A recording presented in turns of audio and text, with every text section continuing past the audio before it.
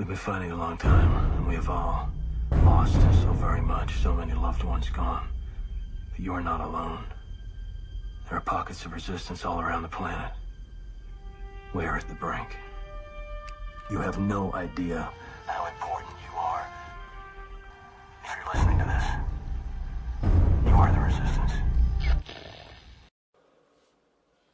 Ave Maria Stella, Dei Mater Alma, atque semper Virgo,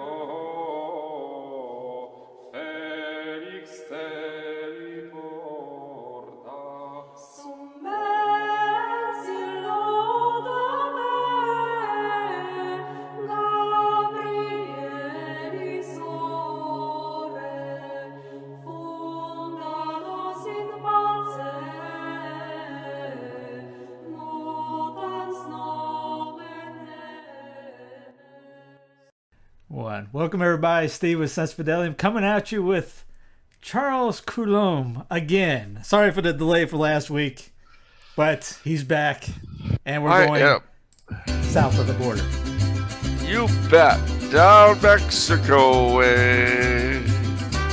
The mission bells told me that I must not stay south of the border. Down Mexico way. People love our playlist, by the way, so we're just adding to it. Well, good. Good. In all seriously, Charles posted a thing about the Mexican Revolution the other day, and it piqued my interest. So I asked him, why not do a show on the Mexican Revolution and San Patricios that many might not know who they are? So, Charles, why did you even post that about the Mexican Revolution? Well, it wasn't the Mexican Revolution. It was the Mexican-American War. Because it was the anniversary of its declaration. And I made the assertion that it was, alongside the Spanish-American War, one of the most unjust conflicts this country ever got involved in. And I mean, it was pretty bad. But first, we have to give a little background. Of course. And the biggest thing people are not really aware of is the fact that the oldest city in the United States is founded by the Spanish in 1565, St. Augustine, Florida. Long before 1607, when the first English came to Jamestown. Long before them latecomers came waddling up on shore at Plymouth Rock. Although not too far later, 1608, the first French Canadians would settle Quebec City. Well, a bit later on, about 20 years later, I think, I could be off, another set of Spanish came up from Mexico and settled Santa Fe and the area around what's now northern New Mexico. And those are the first Spanish settlements. Now, both of them came from New Spain, which was Mexico, Central America, and the Spanish West Indies, Cuba, Santo Domingo, and Puerto Rico. Now, what we forget, because we're used to studying about the 13 colonies and all that, is just how well run and how well off Spanish America was. If you figure the area from northern Mexico, southern Arizona, down to Argentina, was run by the Spanish for over 250 years, with a minimum of military might, no central administration to speak of. In terms of administration, it was an amazing feat that they were able to do that. But they did. And they did so primarily with local talent, as it were. The vast majority, not all, Argentina is different, or a couple of other Latin American countries, but most of the countries of Hispanic America are, the majority of the population are either of pure Indian or mestizo descent, which is very different from Anglo-American. As we know, because we're told in school, the Spanish were terrible to the Indians. They were just awful. And the unspoken presumption is that the Anglos were nice and wonderful. Well, where's the larger segment of the population descended from the original inhabitants? I'll just let that float out there. Now, unfortunately, all good things come to an end, and in the case of Spanish America, the result was sort of multifaceted. The reason was multifaceted. The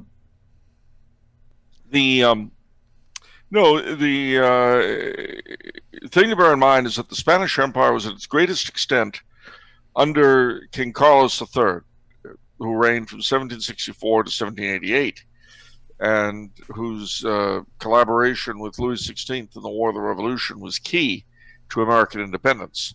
He also, incidentally, was a major financier of the first legal Catholic church in New York, Old St. Peter's, where Mother Seton would be received into the church. He did that after the war. Anyway, he was a great man in many ways, not so great in others. He founded Los Angeles, so he was, just beyond wonderful. He funded Father Serra, founded California because he was afraid the Russians in Alaska would come down and nick it. So you've heard of the 21 missions, El Camino Real, and all that stuff. You can thank Carlos III for that, which is why he has statues, not one, not two, but 3 California cities, being Los Angeles, Santa Barbara, and San Francisco. Of course, every now and then people whine, as people do, about colonialism and all that kind of thing. Let me just say this about that. If you don't like colonialism and you think it's awful and a terrible injustice, the 2 things you can do, both of which would require effort. And that should be enough to shut down anybody, to require effort to back up what you're saying. I know. But let's pretend for a second that what one is saying is so important that he's actually willing to back up his mouth with real action. All right. The first possibility is to fight it here on the ground. What does that mean? No more colonial language. You'll stop speaking English, French, Spanish, Dutch, or any of those other languages. You'll stop using European technology, wearing European clothes, eating European food, or for that matter, using European medicine. So basically, sit in the mud in your breech clout, and if you get sick, go talk to a shaman. Now, it may be that you're not willing to do that. All right, I have a second way out for you. Go home. Pick your carcass up and take yourself back to whatever part of Europe will have you. And leave the continent to its original inhabitants. Now, you might be like me. I'm part Indian, so I would have trouble. You wouldn't know what to look at me, but it's true. So, why did Pocahontas, and I'm not talking about the real Pocahontas, jump in my head? No. Yeah, Elizabeth Warner. Yeah, Pocahontas. Yeah, my Indian maiden. I'll tell you what, she and I could have smacked around some tom-toms together. Anyway, where are we going with this? Well, amongst the other things you should bear in mind is that the first university in Mexico City, which is still there in a different location, was founded in the 1530s. Same for Lima, Peru, right around the same time. And most of the major universities, the old universities in Latin America, come from the colonial era. There are a lot of writers, a lot of the things that make life worth living. When Carlos III died, however, in 1788, Spain, like the rest of the world, was on the verge of the French Revolution. And in the course of it, Spain got invaded by the infamous Napoleon Bonaparte. He forced both King Carlos IV, the son of Carlos III, and his son, Fernando VII, to abdicate. And he put his brother on the throne of Spain, Joseph Bonaparte. Keep it in the family. That, as one does. But that, just to add insult to injury, sort of like the Kennedys in a way. But then, resistance started, and the Cortes in the south of Spain swore allegiance to the imprisoned Fernando VII. All right, well, this put the colonies in the Americas in a very bad way. Who is the rightful king? Where do we get our viceroy from? Who do we obey? And that began the destabilization, which led eventually to the Wars of Independence. Now, why am I bringing all this up? Well, the reason is that what we forget is that, not unlike with our loyalists in our first Civil War, the so-called American Revolution, most of the royalist troops in the Americas were native born, and a lot of them were Indian. Part of the reason for that is that, as with our revolution, the people who brought you the revolutions of the different countries in Spanish America were primarily very wealthy people who were already at the apex of society and wanted to take over full control. That was the case in most of them. But in Mexico, it was very strange and very different. The problem in Mexico was that, the problem would be, is that the independence movement was actually completely defeated. And then, in 1820, Spain, which had Fernando VII, was restored 5 years earlier, Spain had a liberal revolution. They put through a liberal constitution and insisted that the Spanish colonies accept it. Well, the head of the Spanish army in Mexico, Agustin de Iturbide, said, no, I don't think we're going to do that. And he joined forces with what was left of the independence rebels. And they came up with what was called the Plan of Iguala. That Mexico would A, be independent of Spain, B, it would be Catholic, and C, it would be a monarchy. So Iturbide was set to work trying to find a European prince who would take over the throne of Mexico. Nobody was interested. So he finally did the job himself, and it became Agustin I, the Emperor of Mexico. And at that time, Mexico included everything from California and Utah, although California was very thinly settled and Utah had nobody, all the way down to the southern border of Costa Rica. Well, Iturbide gets overthrown a couple of years later, and then he tries to get back. He gets executed. Central America secedes from Mexico. All right, now at this point, a pattern is established which in different ways has lasted throughout Latin American history, Spanish American history, to the present day.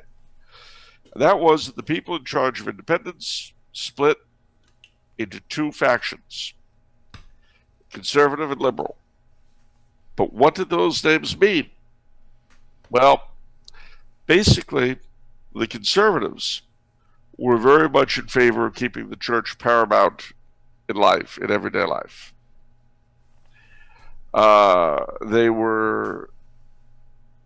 They looked to Europe for inspiration, and they tended to be very agriculturally based and so forth. The liberals, on the other hand, they tended to be anti-clerical.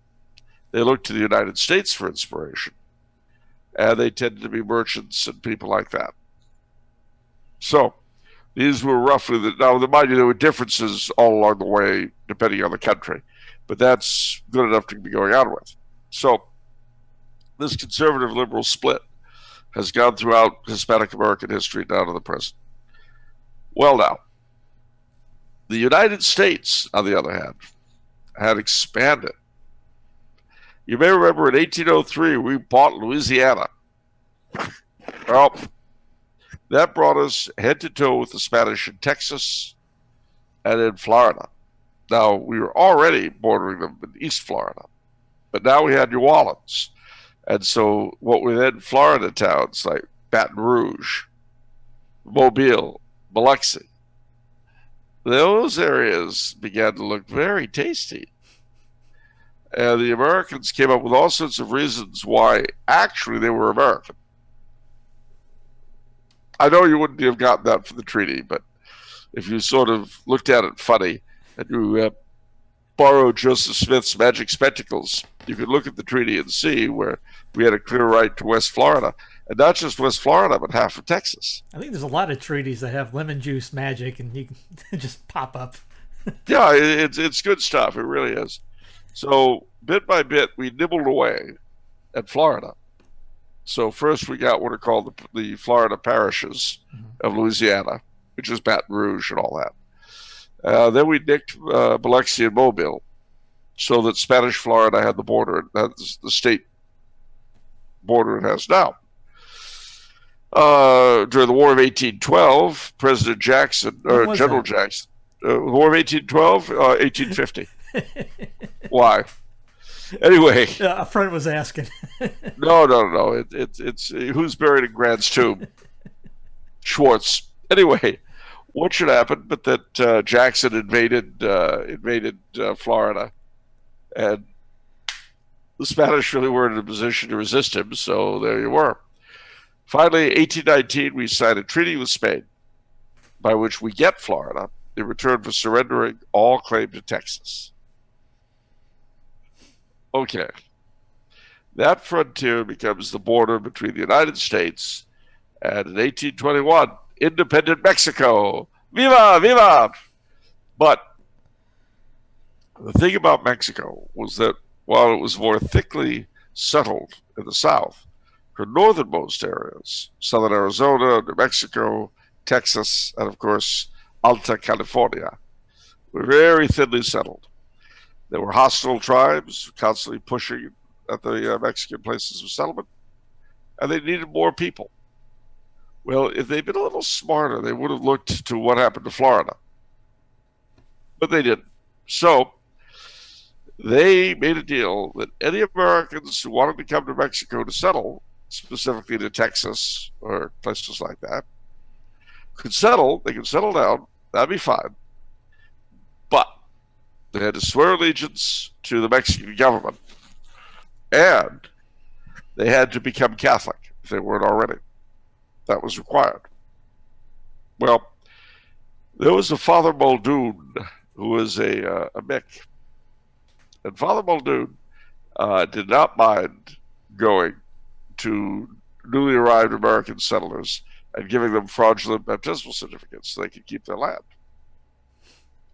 And this was very, very widespread. So they called people who followed this Muldoon Catholics.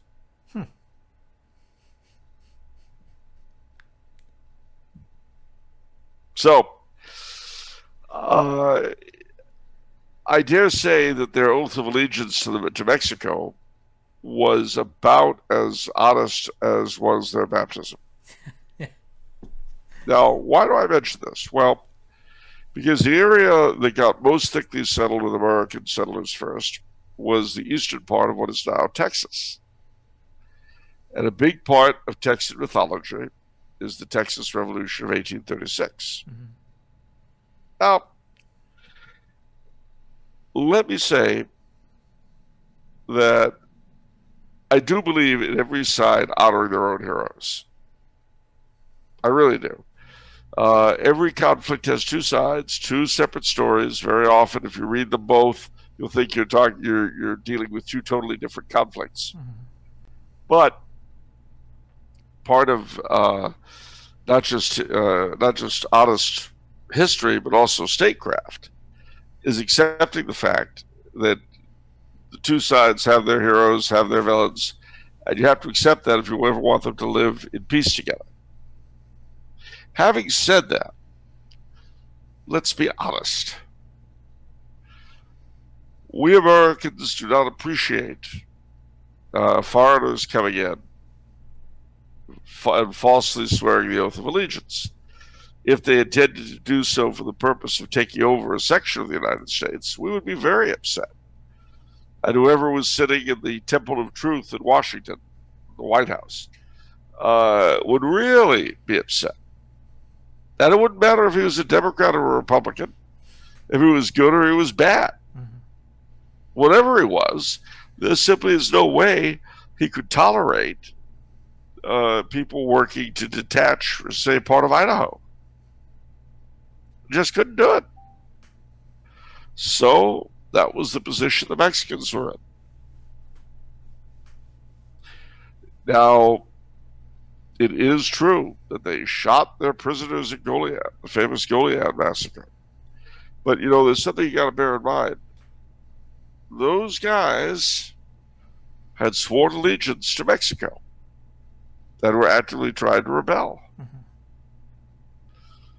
What has happened in most of history to most people who did things like that? Called treason. Yeah. Yeah. And ironically, we would later fight a war to prevent part of the United States from seceding. So the question you have to ask yourself, was this right or wrong, is amenable of two different answers. One is, well, if it was wrong for us, it's wrong for them. If it was right for us, it's right for them. That's one way you can answer it. Another way you can answer it is that it's always right for us and it's wrong for anyone else. You can say that if you want. Some people do. They generally don't say it quite so baldly. You know, it's like when Mr. Bush was talking about the weapons of mass destruction in Iraq. And we're sure we're there, and so we've got to go in and get them. I have to admit, my reaction was we definitely owe the Japanese an apology for our overreaction to Pearl Harbor. They were just going in to get rid of the weapons of mass destruction. Well, they didn't tell us about it. Well, no. Usually when you're doing a preemptive strike, you don't notify the people you're preemptively striking. You tweet it out and tag them and hashtag and all that? Yeah. So the question is, if it was wrong for the Japanese to do it, it should be wrong for us to do it. Contrary-wise, if it was right for us to do it, then you'll have to accept the Japs. Or you could say it was right for us but wrong for the Japs, because we're us and they're them. Again, you can say that, ladies and gentlemen, and no one will ever accuse you of being consistent. And we always hear the phrase, a foolish consistency is the bugbear of little minds. So it may prove that you're brilliant after all. You never know. Anyway, so the Texas Revolution ended with the defeat of the Texans, the Mexicans rather, at the Battle of San Jacinto. It featured, of course, the great fight with the Alamo, which everyone who's seen the John Wayne and Bill Holden film will be very excited about, especially if you've got a Marx playset, you know, of the Alamo. Then you'd really be excited. And, you know, again, I do not begrudge the Daughters of Texas Independence for treating the Alamo as a sacred shrine to their cause. Not in the least. Speaking of that, do you know they're thinking about moving that thing? Stop. No, there's I can't remember the reason what was going on. They're wanting to put a bar across the street or something like that. And as you said, you consider it sacred ground.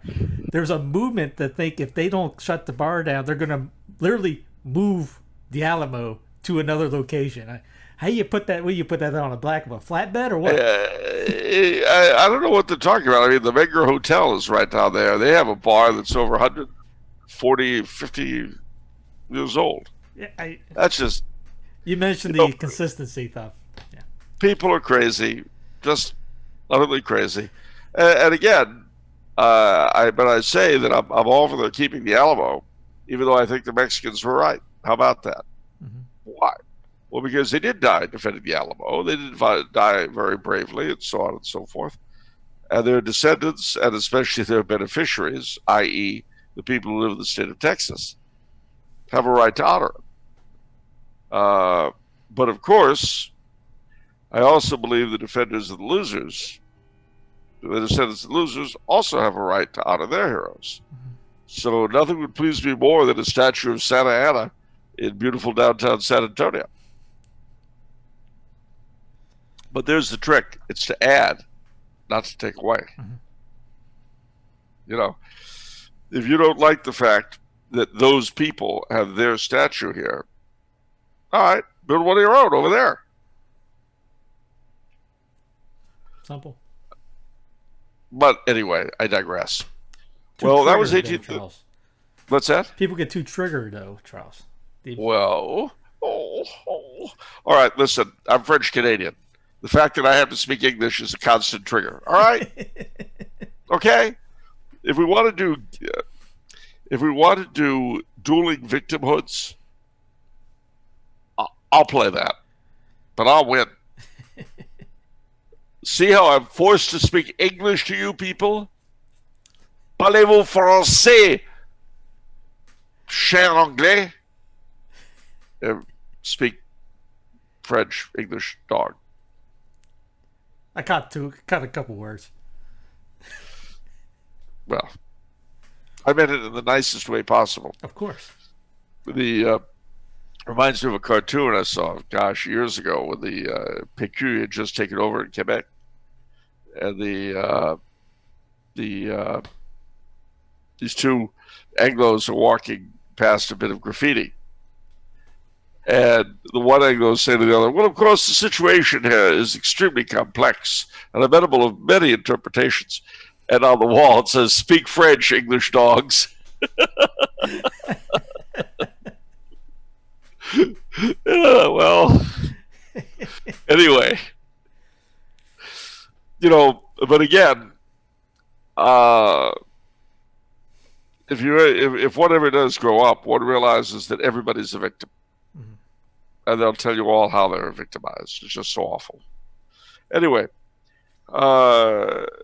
so what happens? Well, in 1845, Texas had become part of the United States. Now, when Texas became independent, there was a creative difference with Mexico as to their western boundary. As far as Mexico was concerned, it went down to the Nueces River and then up north. As far as Texas was concerned, it went all the way down to the Rio Grande and literally chopped off half of New Mexico. Well, when Texas entered the United States inherited Texas's claims. And so now, instead of it being Texas, this little country that claimed that its borders went all the way to the Rio Grande, it was the United States. Now, this was a horse of a different color. So, the war was declared, and it was trumped up circumstances. The President Polk sent General Taylor south of the Nueces River. The Mexicans engaged him at the Battle of Buena Vista, and the war was on. Well, it was fought on the high seas, of course. Both overland and by sea, American troops came out to California.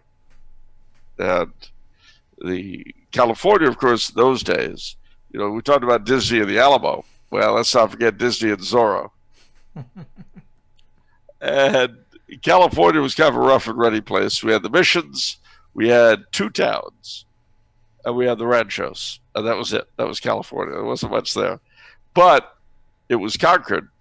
A group of American settlers, the Mexicans, I guess, hadn't learned their lesson from Texas.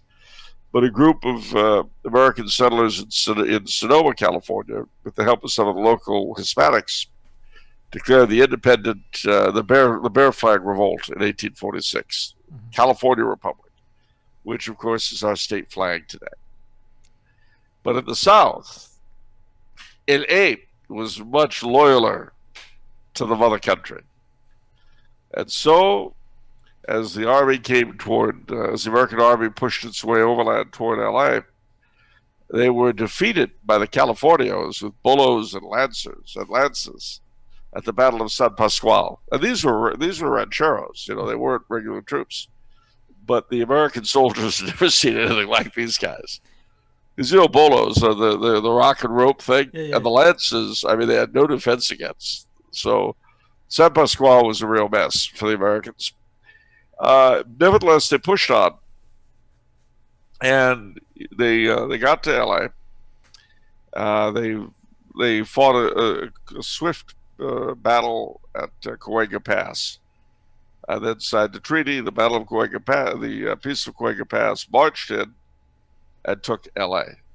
Now, Los Angeles was not the bustling place it is now; it was a sleepy little pueblo, but above it was a hill, and on that hill, the American commander put cannon, and this is called Fort Moore. It's called Fort Moore Hill today.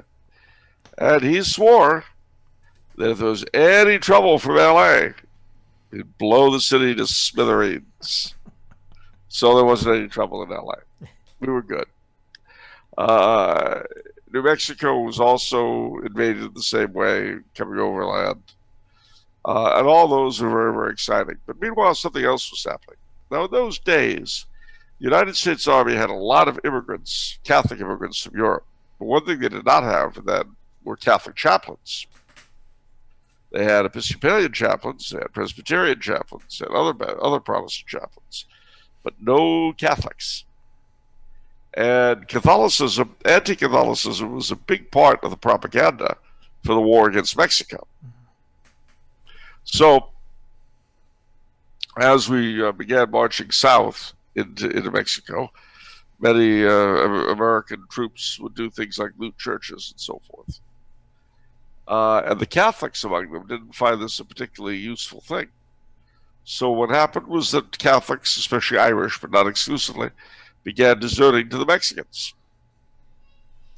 And these were eventually formed into the San Patricio Battalion, St. Patrick's Battalion.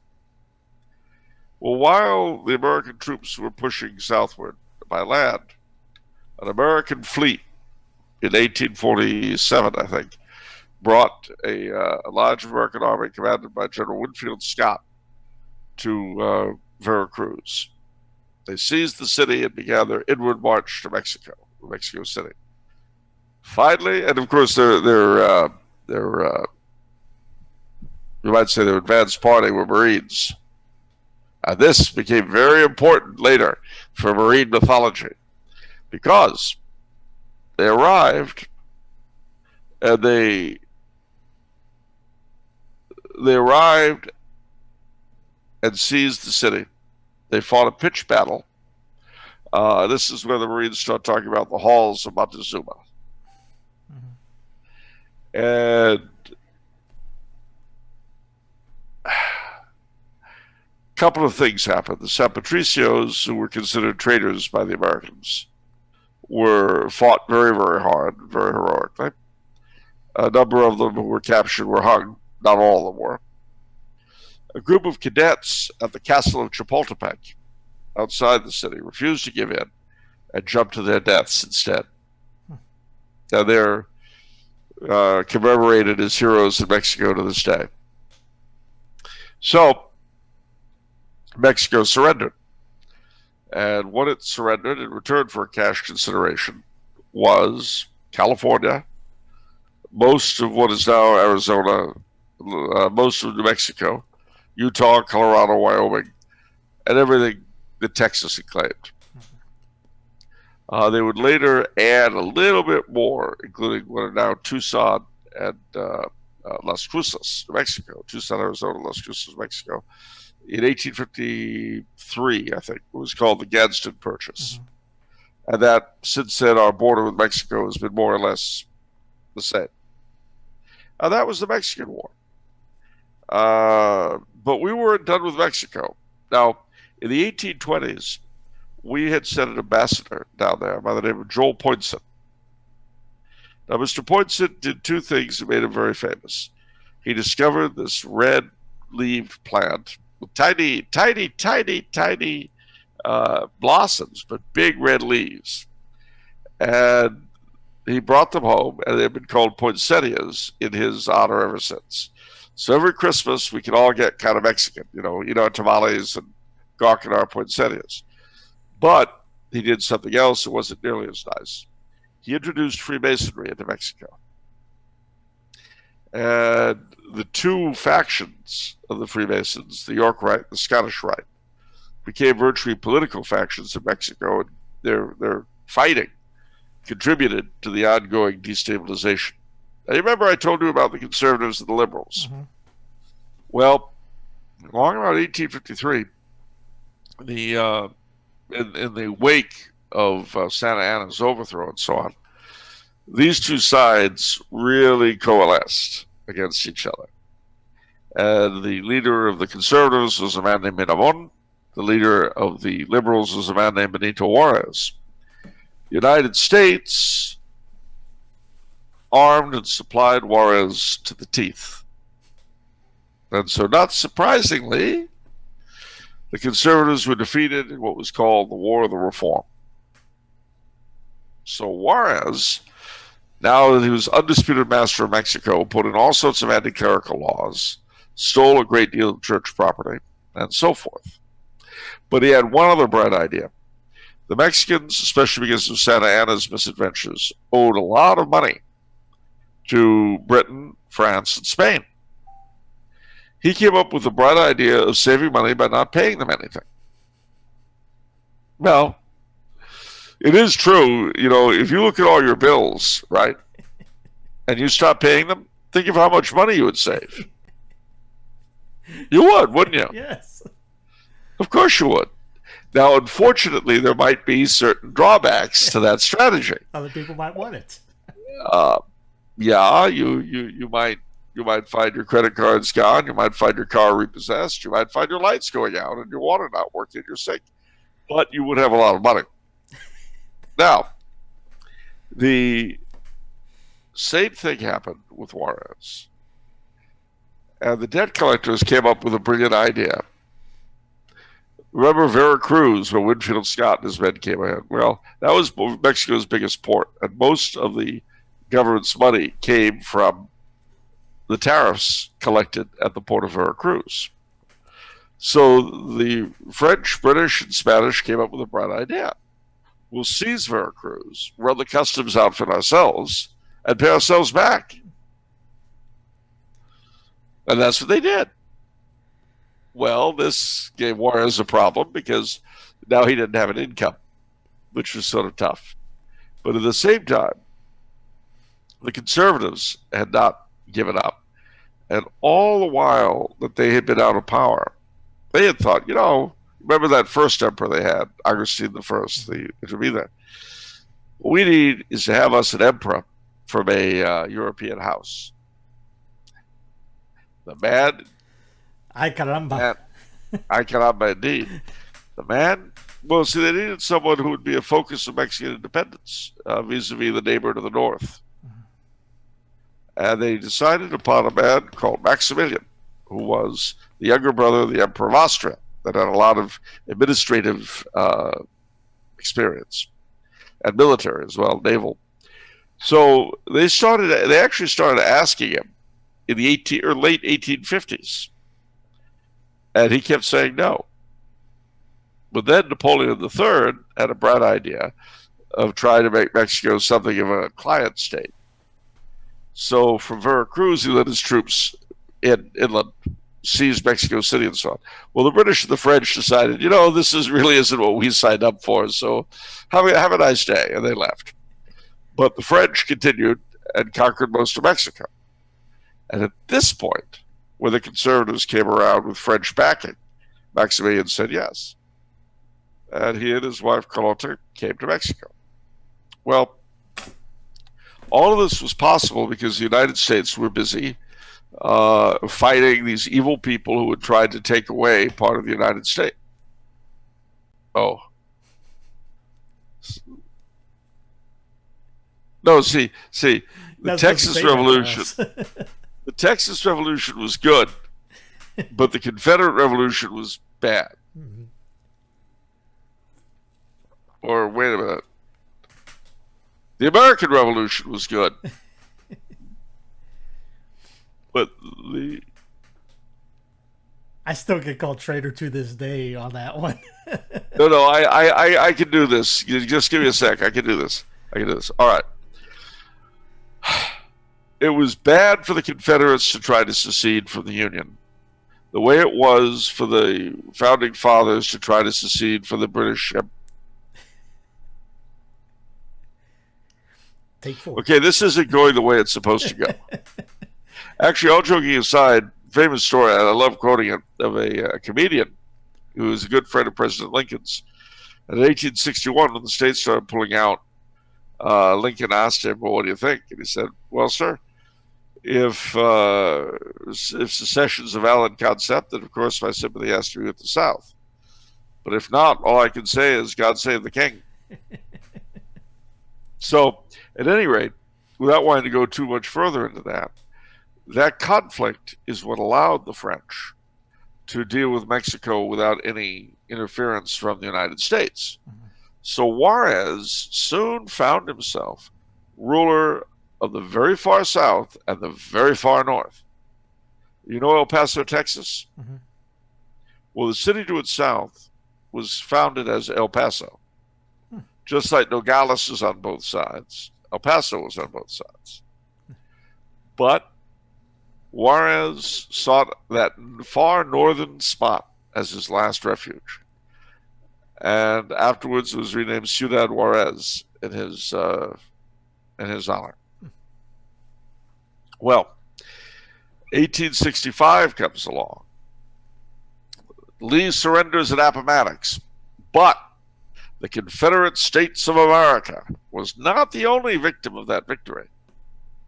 So too was the Second Mexican Empire, because now the United States were reunited and in a position to tell the French to pull out, or we would declare war. Mm-hmm. So Napoleon III pulled out, urging Maximilian to do the same. Maximilian refused to.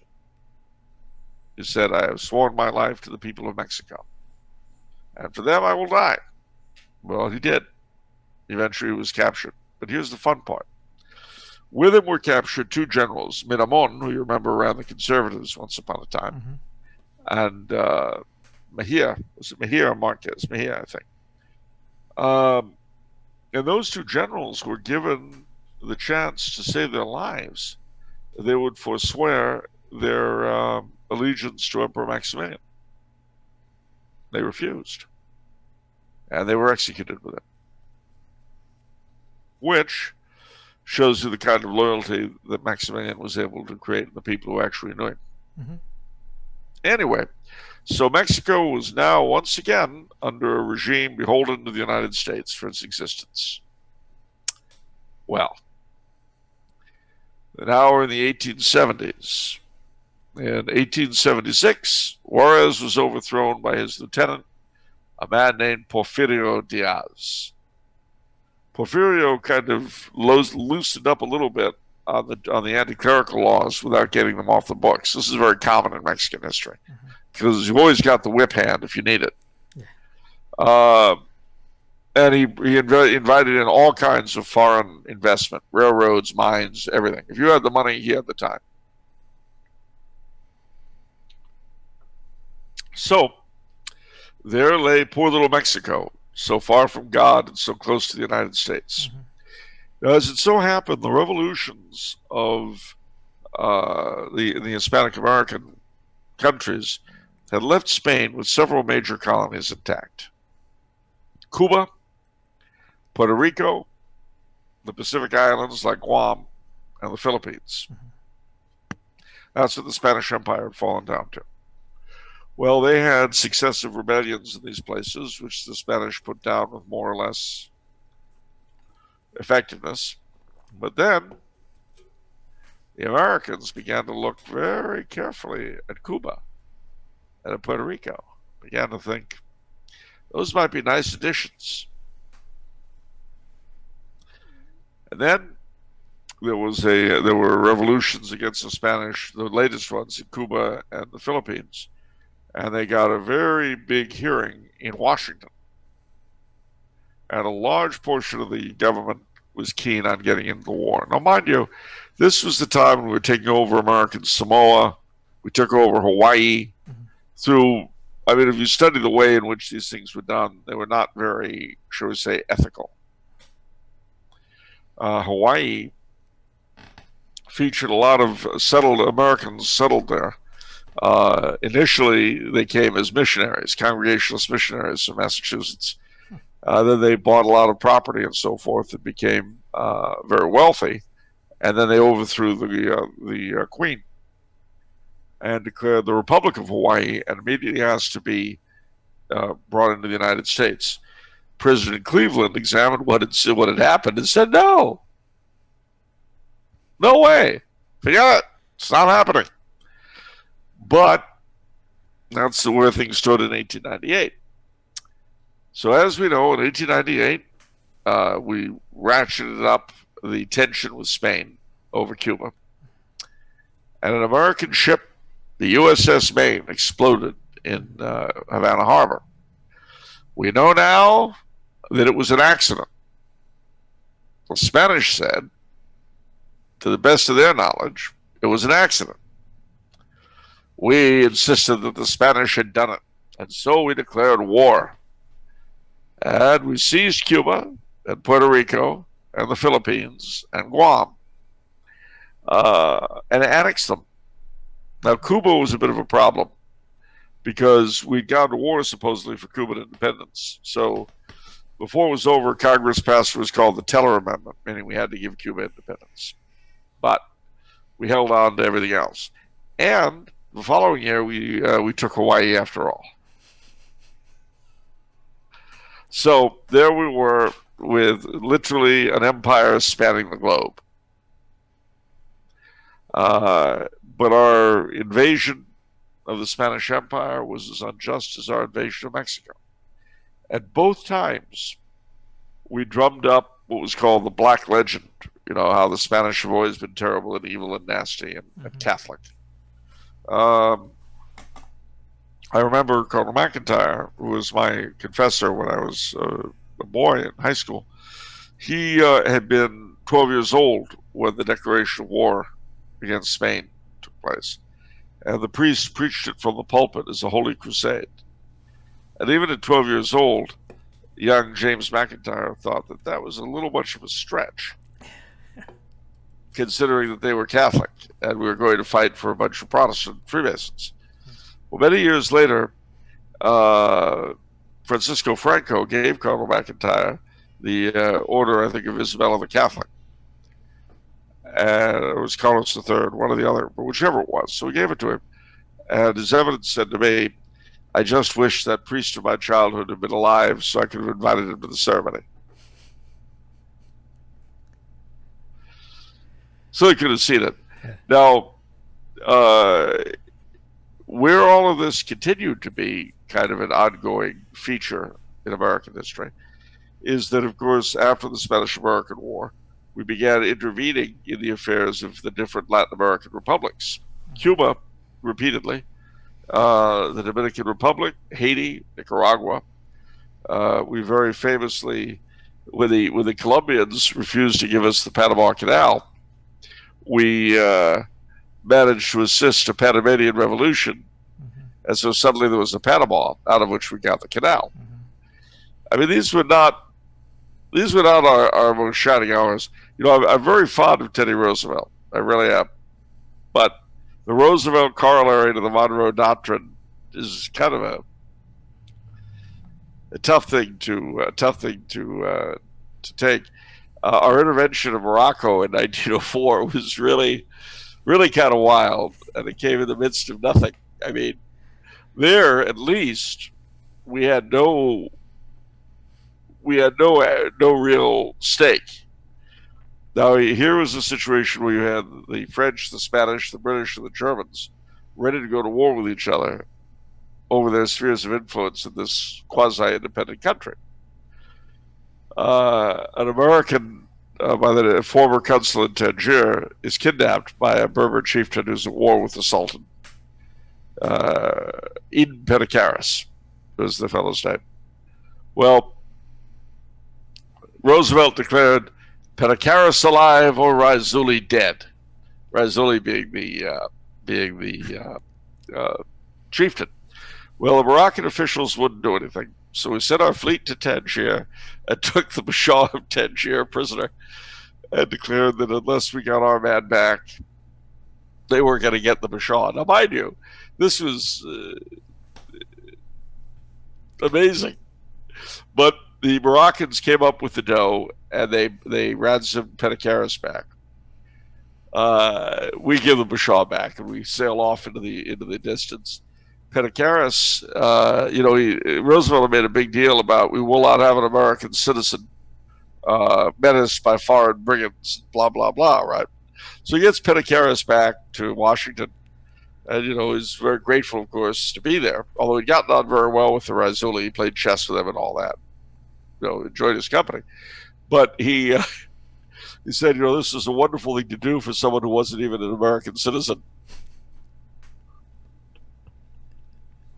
And Roosevelt was like, what? Well, no, I was your consul general, but as honorary consul, I'm a Greek.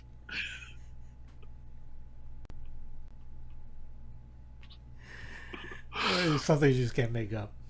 This was not very well publicized. So you didn't see the next day in the in the Washington Herald, President Roosevelt. Oops. No.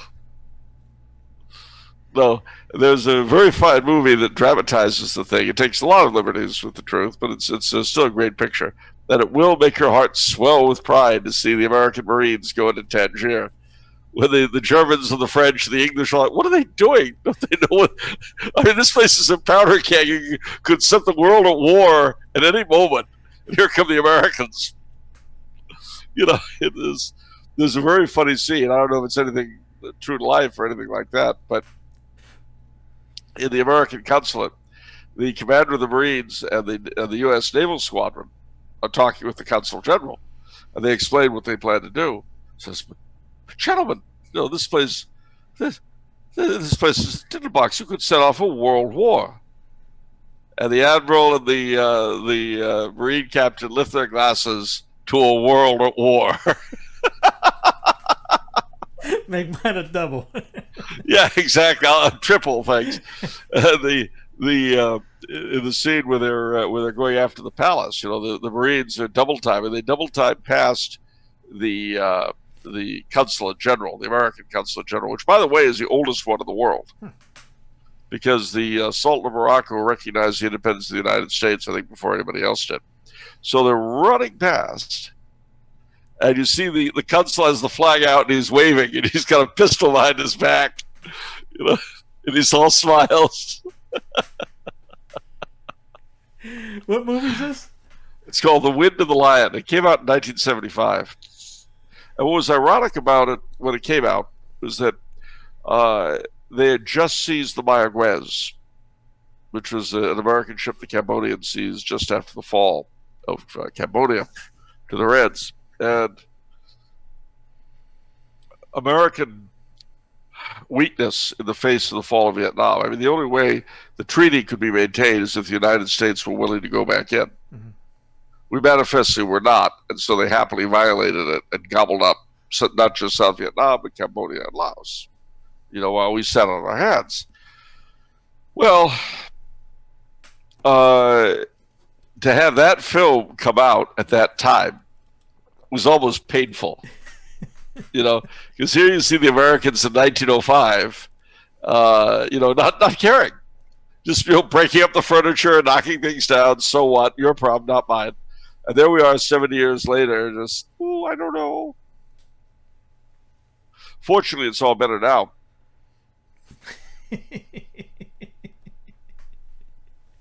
But at any rate, under lockdown, it's easy to be brave. At any rate, don't start. Don't you start. You heard that? I am shocked. I thought you were more of an American than that. Anyway, so the long and the short of all this good stuff is that the same sort of malaise, if you will, has plagued our relationship with Latin America ever since. Interestingly, the Roosevelt corollary was replaced by his cousin, Franklin, cousin and nephew-in-law, Franklin Roosevelt, what was called the good neighbor policy, which meant basically we're not going to invade you whenever we feel like it, which I'm sure our Latin American friends thought was a nice thing. This was the beginning of the Organization of American States and so on. But at the same time, something happened in Franklin Roosevelt's reign to rekindle all of our innate anti-Spanishness. And that was the Spanish Civil War. Franco versus the communists. Mm-hmm. Now, setting what was really going on there aside, the effect it had in the United States is that by and large, most Catholics were pro Well, you know what? I've neglected to mention the Crucero War at all, and I really have to touch on that. That was in the 1920s under President Coolidge. There, you had a Catholic revolt against an anti-clerical government. And that too, the way that all that worked out was strange. I mentioned Porfirio Diaz. Well, he ruled Mexico from 1876 to 1910. He was overthrown in a revolution and his replacement was a man called Francisco Madero. Madero was president for a few years. He was not extremely effective. So he was overthrown by a man called Victoriano Huerta. Now, Huerta was a quasi-semi, sort of kind of conservative, sort of kind of pro-Catholic. But he was loathed by our then President Woodrow Wilson, who refused to recognize the new Mexican government. He really liked Madero and did not like Huerta. Well, he finally fell back on an old standby. You could destabilize the Mexican government if you cut off their money. Mm-hmm. So it so happened that an American sailor had gotten drunk one night in Veracruz and, broken up the furniture, beaten some people up and so forth. So he got thrown in jail. Woodrow Wilson saw this was obviously an imposition up with which the United States could not put. And he sent the fleet. And we seized Veracruz. And held it long enough to force Huerta's government to collapse. And then we withdrew. This is commemorated in a song by the late Warren Zevon, who you remember from Werewolves of London, called, just in case you forget, Veracruz. Wonderful song, and it's got a really Mexican-esque instrumental interlude in the middle of it. I heard Woodrow Wilson's guns. It? What's that? Woodrow Wilson's guns. That's it. I heard Maria crying late last night. That is most definitely it. It's not going to be in the top 50 of Casey Kasem's, but there you go, folks. It's a great song. I've always enjoyed it. Mm-hmm. So, of course, I'm not really what you would call a Woodrow Wilson fan. Yeah, at any rate, actually, neither am I. One of my better friends about 10 years ago, he was related to him. Really? Well, you can't help your relatives. You can pick your friends, can't pick your relatives. But so Mexico really collapsed into utter civil war at that point, and people became famous like Pancho Villa, Emiliano Zapata, and so forth. Villa in 1916 staged a raid on the American town of Davis, New Mexico, I think, and we sent an expedition down to get him, to get Pancho Villa. It didn't succeed. But you know what it did do? It gave a number of cadets from my alma mater, New Mexico Military Institute, their first taste of military service. And the man who commanded the expedition into Mexico would later find a great deal of fame in another Mr. Wilson's wars, General John J. Pershing, Blackjack. Mm-hmm. Well, they didn't catch me, so they had to turn around and come home. And that was the year, of course, that that Wilson fought and won a presidential campaign on the motto, "He kept us out of war." And my little joke about that is, at least then he kept you that could fight back. Yes. But wouldn't it be wonderful to know and to realize, though, that not only did he invade Mexico and help ensure that Mexico would stay destabilized, it took a good 4 or 5 years for order to emerge from that mess, and that was about 1920. The new government was formed by a party called the Partido Revolucionario Institucional, the Institutional Revolutionary Party, very anti-clerical. They began smacking the church around. A lot of the church laity didn't care for it, and the result was the Great Cristero War. Today, May 21st, is the feast of the martyrs of the Cristero War. About 25 people murdered by the PRI. Now, what made the Cristero War so interesting is that the PRI had a great deal of monetary and military support from the United States government. Silent cow. Yep. Should have stayed silent in this case, but Yes, I was talking for someone who didn't want a telephone in the White House. He had no problem sending military. no, he was. At any rate, that's another really disgraceful thing. In the end, the Cristeros, despite our best efforts, were winning. Mm-hmm. So, the Mexican government appealed to Pius XI and declared that if he would call his dogs off, the Mexican government would play nice. Pius XI had them stand down. A lot of them got slaughtered as a result, and the Mexican government did not play nice. But that was the end of the Cristero War. So now, fast forward to the Spanish Civil War, about 10 years. That was a period when, in Spain and as in Latin America, you had this what's the word I want? When two sides are polarization. That's what I want. Boy, you had a tremendous polarization between right and left. The right, of course, being Catholic, the left being anti-Catholic, and various other issues involved as well. And this went throughout Latin America as well as Spain. And this had several results. Number one, Catholics in America generally supported Franco. A lot of Protestants did not, and a lot of American communists went over to fight for Franco. Mm-hmm. They formed the Abraham Lincoln and George Washington brigades. So, Franco won that war with the help of a lot of conservative volunteers, but also the Germans, Italians, and Portuguese. Mm-hmm. So, but they had Irish volunteers, French volunteers, Russians, Bulgarians, Americans even fought for Franco. You don't hear about them, but they did. So Franco wins, and he becomes sort of a leading light to like-minded people throughout Latin America. Now, why is this important, you ask? Well, I'll tell you.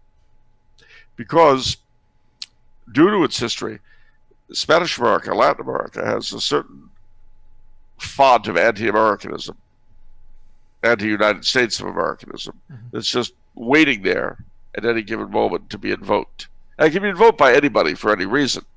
You know, we need to plant more daisies, unlike those stinking Yankees. But you see, that hatred didn't pop out of nowhere. It had a reason. So I've left out things like William Walker in Nicaragua in the 1850s and things like that. But suffice to say that our dealings with our southern neighbors have not always been wonderful. Mm-hmm. Well, it so happened that a group arose in Mexico, which was still very much under the thumb of the PRI, called the Sinarquistas. Now, Sinarquista is the opposite of anarquista. Anarquista means without government, Sinarquista means with government. But they very much emphasize the idea of Mexico as a Catholic country, the Spanish heritage of Mexico as opposed to the Indianismo that was pushed by the PRI. And they looked to Italy, Germany, and particularly Franco and Spain as inspirations. And like Franco and like a lot of other groups throughout the Spanish world, they were very much believers in Hispanidad, the reunion of the Spanish-speaking world. Mm-hmm. All right. Well, the Sinarquistas spread throughout Mexico, but they also spread through the American Southwest. And in Los Angeles, California, there were a large number of them. the leader of whom was an interesting fellow whom I could have met but never did because I didn't know he existed at the time. But I mean, in terms of time period, I could have met the man. I wish I had. His name was Pedro Villaseñor. I wish that I could have known him. I would have loved to have picked his brain, and, you know. But it didn't happen that way. So he died without ever knowing me. What happens? Well, things come to a head in 1942 in Los Angeles when we have a lot of servicemen for World War II. And these are the famous Zoot Suit riots. Mm-hmm. And they're interesting because the Sinarquistas played a certain part in them. And this, in fact, was memorialized by, the author of LA Confidential. What is his name? I've met the man. I can't think of his name. But he wrote a book called The Black Dahlia about the murder mystery. But the beginning of it deals with the Zoot Suit riots. And he mentions the Sinarquistas. So there you go. Anyway, that basically was ended in World War II. But, and the other thing you should remember too is that in California and a lot of the borderlands, the Anglos were very much the majority at the end of World War II. But we were short of workers. Under Eisenhower, we had a lot more brought in, the Bracero program.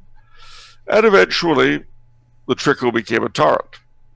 At the same time, there was a lot of resentment toward the way that history had worked out between the Anglo and the Hispanic. A lot of resentment. While at the same time, amongst the Hispanics in America, the forces of assimilation were constantly at work. Where am I going with all this? Well, I'm going to where we are now. Because in the 60s, a sort of strange ideology was invented, primarily by Anglo university professors, that managed to be anti-American, anti-Spanish, anti-Catholic, all at once. It was the best of all worlds, and it was entirely artificial. The notion was the creation of a new country to be called Aztlan, after the original homeland of the Aztecs, with whom most Mexicans have nothing in common. But never mind. I remember meeting, I won't mention his name, but I remember meeting one of the foremost proponents of this idea, because he was one of my teachers at Cal State Northridge. And I soon realized he didn't speak Spanish. He was that assimilated. Yeah. And, okay. At the same time, however, the Catholic Church was going through its implosion. It was saying that in political terms, the Church claims no special rights. It just wants to form more just societies with other people of faith or none of goodwill, etc., etc. In other words, and again, I don't want to argue the theory behind it, but what I'm happy to assert is what actually happened. And that is, rightly or wrongly, the impression to the vast majority of Catholics in any position was that rather than having an independent political voice, political force, from now on, the Church and so her members were just along for the ride. As an independent force, we would be henceforth completely irrelevant. And so... non-essential. Exactly. And so, what that had to do with our immediate course was that it contributed to the creation of this weird ideology. You see, prior anti-Americanism amongst Latin Americans was to a great degree rooted in the anti-Catholicism of the United States. Mm-hmm. But things became very blurred because not only did everything I've said occur, but at the same time, starting in the late 60s, early 70s, you had a heavy penetration of Latin America and of Hispanic immigrants to the United States by Protestants, heavily funded by Anglo-American sources. Mm-hmm. So now I mean, some have gone on to describe what's happening in Latin America now as a second Reformation. And what has the church's response been? I don't have the cricket soundtrack anywhere. Yeah, pretty much. Similarly, when you ask people down there why they've got into Pentecostalism or whatever, well, their priests talk about Jesus. Remember, this was also the golden age of liberation theology in South America and Central America. So the Pentecostals talk about Jesus. And then you have the interesting thing in countries like Guatemala and Nicaragua of the quote-unquote conservatives turning Protestant, because the Protestant evangelicals were aiming them toward Reagan's America, whereas the liberation theology pushing Catholic clergy were pro-Soviet, pro-Cuban. I don't think anybody wants to tackle this, do they? No. I don't think anybody wants to look at this entire broad picture, do they? Because it doesn't really make anybody look good. Mm-mm. So, the question is, how do we get from here to someplace sane? I think in this, as in so many other cases and places, we have to go back to our first principle, the salvation of souls.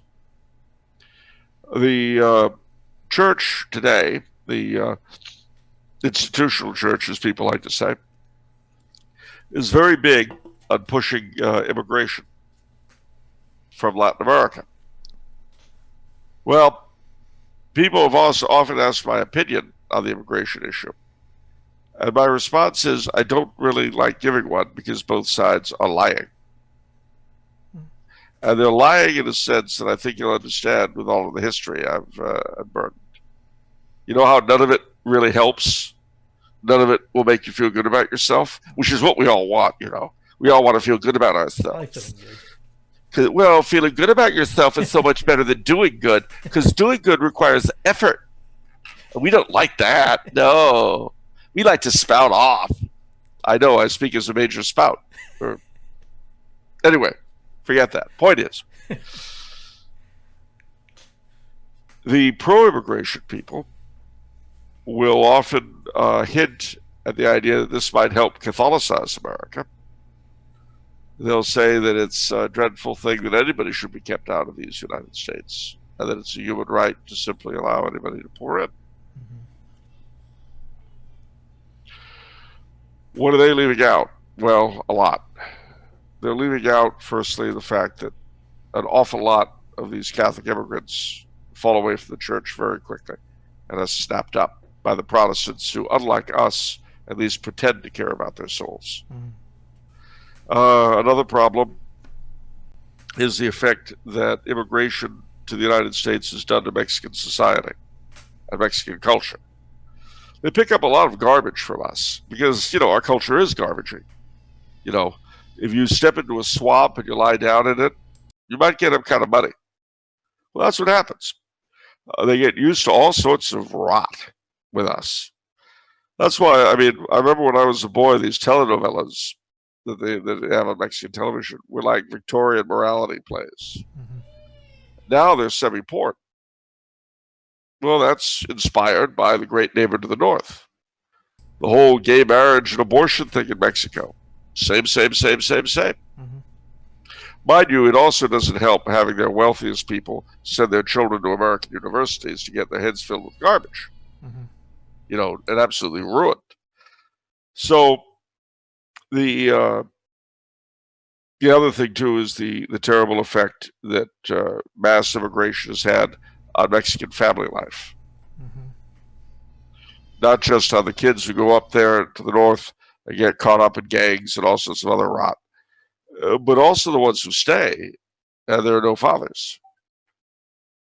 So that's my problem with the pro-immigrant people.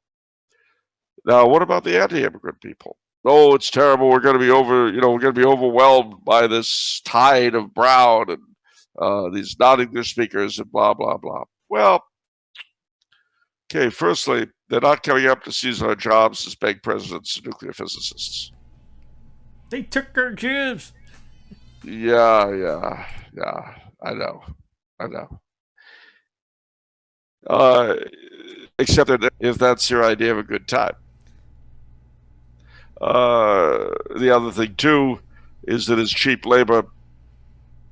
The major corporations want them. And, of course, in America, the business of America being business, as Silent Cow tells us, which my father quoted it to me and then said, that's the motto of any bordello.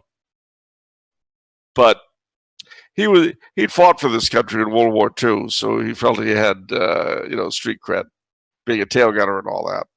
Whenever anyone would accuse him of saying anything remotely anti-American, his response would be, I offered my life in the Pacific Theater, and you've done what again?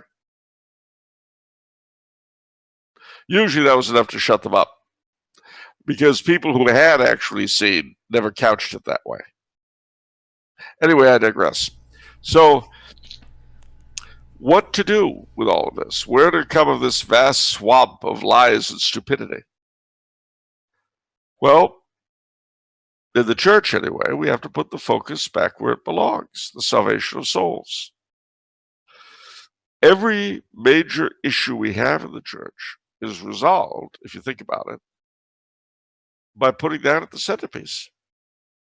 One of the big arguments today, as you know, in the church is between social affairs, is between integralists and so-called constitutionalists or whatever, fighting over, can the Catholic vision of a common good be enacted in a multi-confessional country?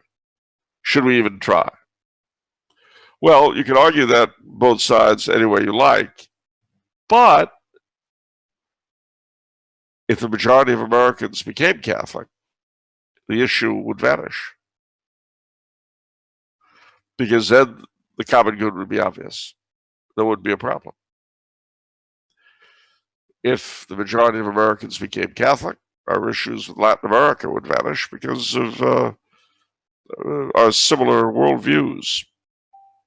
It would be just as it's funny to see parts of the United States and Europe evangelized by Nigerian and Indian priests today. It would be just as funny to see Peru and Mexico evangelized by priests from Pennsylvania and California, who would probably speak their Spanish about as well as the Indians and Nigerians do English. It's kind of funny you say that because I actually know a priest from Pennsylvania, but one from Virginia who's down in Guadalajara preaching to the Mexicans. I can just see. ¿Cómo está usted, mi hermanos? Yo soy tu padre. I can just see it. But once again, as in everything else, it is the faith that brings us reconciliation. It is evangelization that spreads the faith. Everything else is drivel. If one is curious as to the reaction of the church to the current crisis, one thing you can be assured of is that the salvation of souls is not really on the menu. Otherwise, you wouldn't have various clerics of various positions saying we should just be happy with spiritual communions and perfect acts of contrition. Yeah, I know one that just does a general confession, general absolution before Mass, and he hasn't opened up the confessional in weeks. Well, see, it's not important. It's not important, but you see, in that case, since absolution is general, so should collection. One person pays on behalf of everyone else. Here's your $5 bill, Father. Happy Sunday. See you next week. I'm paying for everybody. I'm wearing my gloves, and I've got my mask. So you're safe. Or the plastic shield. Yeah, of course, even the bill itself, you probably have to take a lighter to it to purify it. don't want to be consistent now. Oh, sorry. Well, that was the argument the Minnesota bishops had. They're threatening to reopen. You've got a cathedral that'll hold 10,000 people in it, and you can't have anyone in it. Yeah. But Walmart is crammed. Yeah. Okay. We're going to have mass at Walmart. Be perfectly fine. Well, you're not the only one who said that. I've heard a lot of people. Let's just do mass at Walmart, and that'll be fine. Oh, gosh. They got Anyway. live plants. Yes, all true, all true. Pretty soon we're going to be getting into Halloween decorations. That'll be a good background for some of these masses anyway. But no, I can see, a guitar mass in front of a Halloween display. I think that'd be great. I'd go. You don't have to bring your instruments. They have them. Yeah. No, I think it'd be fun. I think it would be fun. But anyway, so let's see. What else can I tell you? I guess that's kind of sort of about it. Yeah, just in case anybody thinks we're just blasting the states on this. I mean, you also got to remember, I come from South Carolina. I love South Carolina, but there was a general there that waged wars on the outposts or the missions in Florida, and that's where we get the Seminoles from, because they killed the Catholic priests in Florida and made the Indians wander around. It's what we call the law of unintended consequences. Yes. I mean, one of the things you got to bear in mind too is that, and it's a fair question. Well, if we admit that this and such was unjust, what are we supposed to do about it? Mm-hmm. Well, the answer is not necessarily anything, except admit it. I mean, if my great-grandfather, if I were rich and my family fortune was built on bootlegging, and this was proved to me, well, your great-grandfather built the money on bootlegging, prostitution, and drugs. Would I give up my money? No. Would I really think a lot harder about how much money I gave to charity and the kind of good works I did? Mm-hmm. Oh yeah. Because at that point, I would look at my family fortune as something that had better be used for good. Precisely because its origins were so sleazy, and in that way, I could hope to redeem the past. You can't erase it. You shouldn't try. That's why tearing down the statues of Columbus and the Confederate monuments and so forth is such utter garbage. What you do is, if you're pretty sure if A, you admit you were wrong, B, you try to do better now. There's no point apologizing to dead people. You can try fixing damage now. If you see the United States did terrible things in its foreign policy in days gone by, you try not to do that again. Mm-hmm. It's very simple. Yeah. You can't go back in time and undo what was done to Queen Liliuokalani. You can not do again what we did to Zahir Shah in Afghanistan. Mm-hmm. You can learn these lessons, you see. And it also means you will look at the present a little bit differently. Mm-hmm. Instead of seeing our neighbors to the south as this brown horde that's going to overwhelm us because they still know how to breed and we can't and stuff, which is also on the fertility issue is another unspoken thing that gets me crazy. Mm-hmm. Nobody wants to talk about the fact that a lot of our instinctive hatred of our southern neighbors comes from the fact that we're not allowed to acknowledge, which is that they still breed to a degree and we don't. Mm-hmm. We can't talk about that. We can't talk about the results of birth control on the American economy, the American political stance, let alone American culture. We can't talk about it. I mean, I don't mind talking about it, but we're not supposed to. It's bad form. We should, and this is what I'm talking about.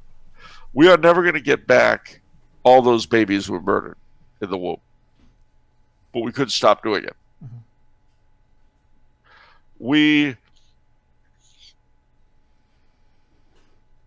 We cannot repair the past, but we can use it to make the present, and so please God, the future, better. Right. And that, ladies and gentlemen, that goes back to the question of once more putting at the center of our faith and so of our civic life the salvation of souls. Mm-hmm. That is the criteria, nothing else. And you see, withdrawing it from the menu, as so many of our churchmen have done, we've seen the results. Mm-hmm. This is the reductio ad absurdum of what we've been doing for a long time. But stop and think for a second. Imagine, if you will, that you're a priest. And you basically do not believe that what you do is essential for salvation. Well, that's going to change your whole, even not consciously, it's going to change your whole manner of doing things. So, for instance, let's say I'm coming by at an inconvenient time. You know, you've got a golf game at 10. It's 9:40. You've really got to get going. And I'm just showing up, and you know who I am, and you know how I go on. And you got to get to the golf club straight away. Mm-hmm. Well, there are two ways you can deal with it. You can say, well, if I'm nasty and cold and pushy, I might push them right out of the church. And how many people do we know who are out of the church for that very reason? Or you could say, God, it's him again. Well, I'll be as nice as I can and try to fob him off. Big difference. Mm-hmm. The big difference between, not right now, Charles, I'm busy. Bye-bye. And, oh, geez, Charles, so good to see you. I'm sorry. I'd love to stay and talk. I really would, but... Okay, Father, you go ahead. I'll be here waiting with a long list of things to talk your ear off about when you get back. I'll get my chair. I'll be... So, yeah, I'm sure. See ya. But, seriously, it affects everything. So, that ultimately, what is the answer to our great Latin American dilemma? The conversion of the United States and the reconversion of Latin America, Mm-hmm. both of which are dependent upon the faithful, that is us, once more believing in the salvation of souls. Mm-hmm. There is my Johnny One Note. Amen to that. Well, Charles, I appreciate it. Everybody go to Tumblr House website and their YouTube channel. So Charles and Vinny on Mondays Yes. submit their questions, because obviously you don't get to submit them on here because we're not live and I don't ask for your questions. So you can ask him anything. I think you can ask anything you want, right? Well, yeah. It's, I mean, within a certain amount of reason, you ask my PIN number and I'll give you someone else's. What's your PIN number on your Bank of America card? You know, somebody's going to submit that question now. I do sometimes. I will get some pretty odd questions. That's true. But you know, the thing is, of course, we have patrons, and their questions take precedence simply because they pay for the privilege. To be brutally frank, but we do try to include as many unpaid questions as we can per episode. It varies. I mean, and it does require a certain amount of mental gymnastics, because you know, women will be. So, what do you think about the way King Leopold II treated the Congo in the 1880s? Well, I think that blah blah blah. Do you think that the way that the chalice is elevated at mass is a recent phenomenon? Well. You know, my head goes back and forth like. What do you think about that double play in the seventh inning in the Cubs NLCS series in '86? Pretty much. You know, I'm reminded a little bit. This has nothing to do with anything, but it's a funny story. You know who Irving Berlin was? Mm-hmm. The composer. Mm-hmm. There was a fellow called Isaiah Berlin, who was renowned as a philosopher and a thinker and so forth. So, during the war, in World War II in London. Irving Berlin came to London to perform. Churchill heard about it and confused him with Isaiah Berlin, and asked his secretary to, have him to lunch at his office. Well, Berlin had no idea, thinking he was constantly being invited by important people, being a very important composer and so on. So he goes and he sits down, and Churchill says, "So, Mr. Berlin, how do you feel about the latest 5-year plan?" And Berlin says, "Search me. Well, do you think that the production of rubber could be improved by this and such?" "You know better than I would." And the whole lunch was like that. So finally, Berlin leaves, and Churchill says to his secretary, who incidentally knew the whole time, and didn't feel he should tell his chief for whatever reason, says, "I don't see why that man has such an enormous reputation. I know more about these things than he does, and I know nothing at all." So these aren't the droids you're looking for. Exactly, and I just have visions of Irving Berlin. Well, who's to say? Well, ladies and gents, check out tumblehouse.com, the YouTube channel for the show every Monday. Submit some questions. Click like, subscribe to them. Check it out. We got it on iTunes now for Sensus Fidelium, the website and all that. I say this because everybody keeps telling me I forget the intro. I usually go, "Hey, Charles, thanks. Take care." Yes. Yep. I forgot to publicize everybody. So all right, there we go. I'm learning, fellas. Anyway, well, Charles, thanks a lot, man, and we'll talk to you later. All right, and remember these important words as you're lying there in lockdown from Vera Lynn. We'll meet again.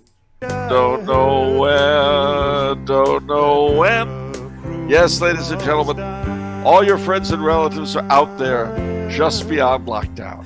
And you'll see them again. Take care, Charles. God bless. Bye-bye.